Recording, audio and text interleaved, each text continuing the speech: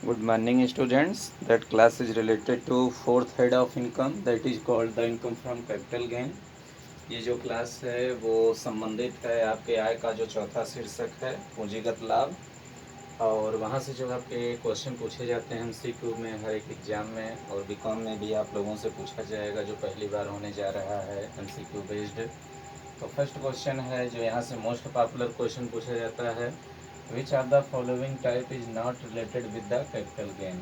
निम्नलिखित में से कौन सा प्रकार, टाइप पूछा जा रहा है, टाइप नॉट रिलेटेड, संबंधित नहीं है, संबंधित नहीं है।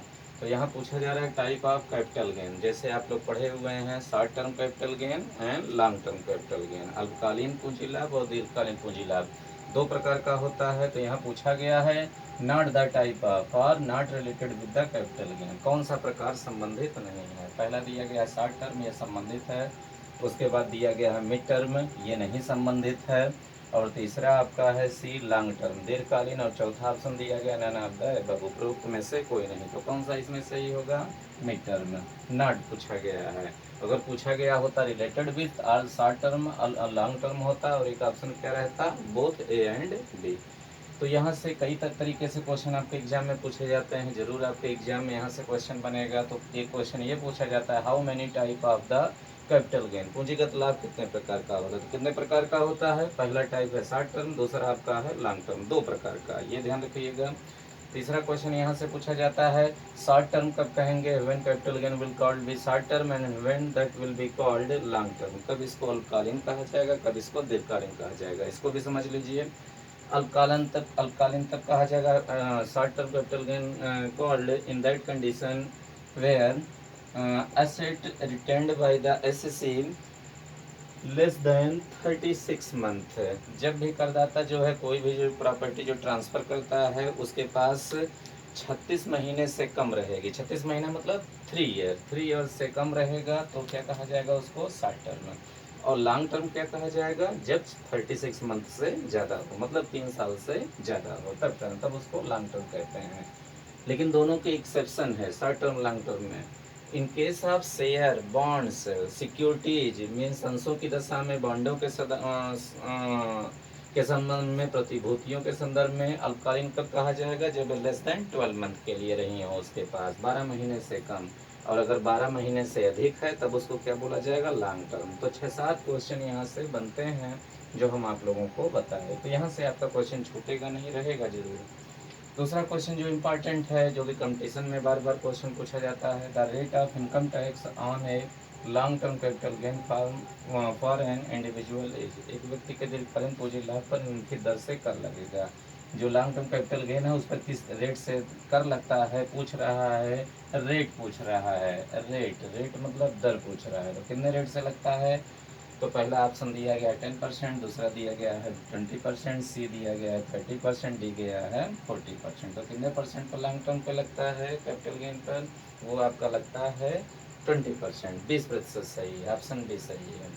तीसरा जो ऑप्शन आपका है जो कि मोस्ट इम्पॉर्टेंट है, थर्ड क्वेश्चन, जो कि आपके सैलरी से भी पूछा जाता है क्वेश्चन, हाउस प्रॉपर्टी से भी, कैपिटल गेन से भी पूछा जाता है, बार बार हम आपको बताए हैं।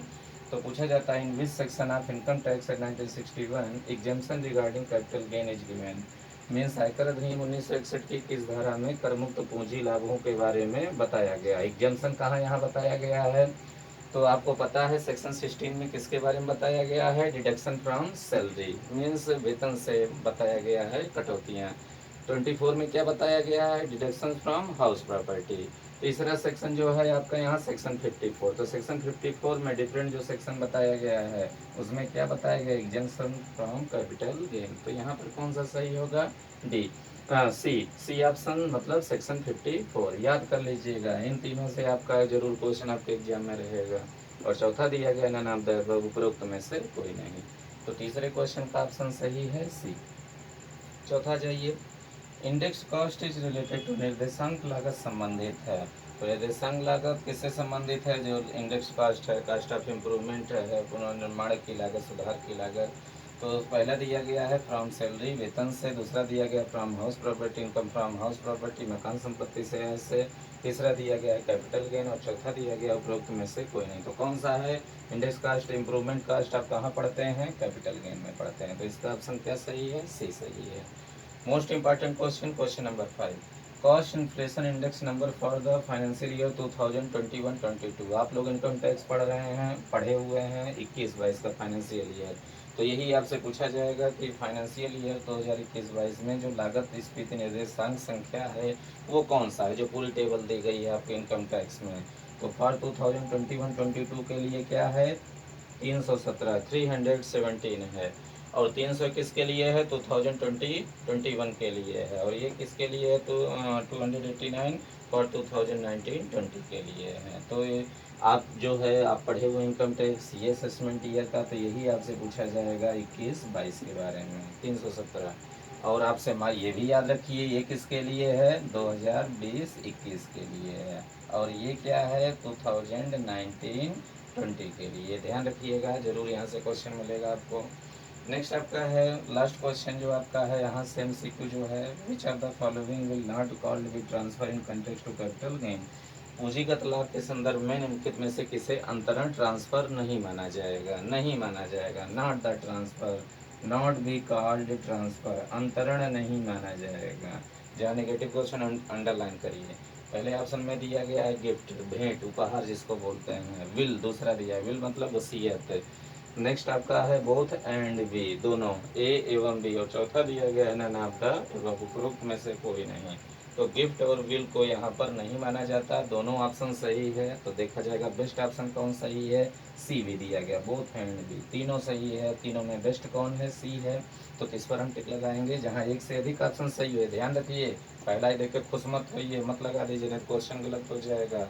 चारों ऑप्शन अच्छे से देखिए, देखिए उन सब में बेस्ट कौन सा है। तो बेस्ट क्या है? सी, बोथ एंड बी, दोनों। तो ये आपका है क्वेश्चन। टोटल क्वेश्चन यहाँ से 6 क्वेश्चन बना थे एमसीक्यू में, आप लोगों के लिए बनाए हम। और नेक्स्ट जो क्लास रिलेटेड रहेगी, जो आपका लास्ट हेड ऑफ इनकम बचा हुआ है, इनकम फ्रॉम अदर सोर्सेज, अन्य साधनों से आए, तो कुछ देर में वो भी आप लोगों को मिल जाएगा। तब तक के लिए आप इसको नोट कर लीजिए, समझ लीजिए। तब तक के लिए थैंक यू क्लास।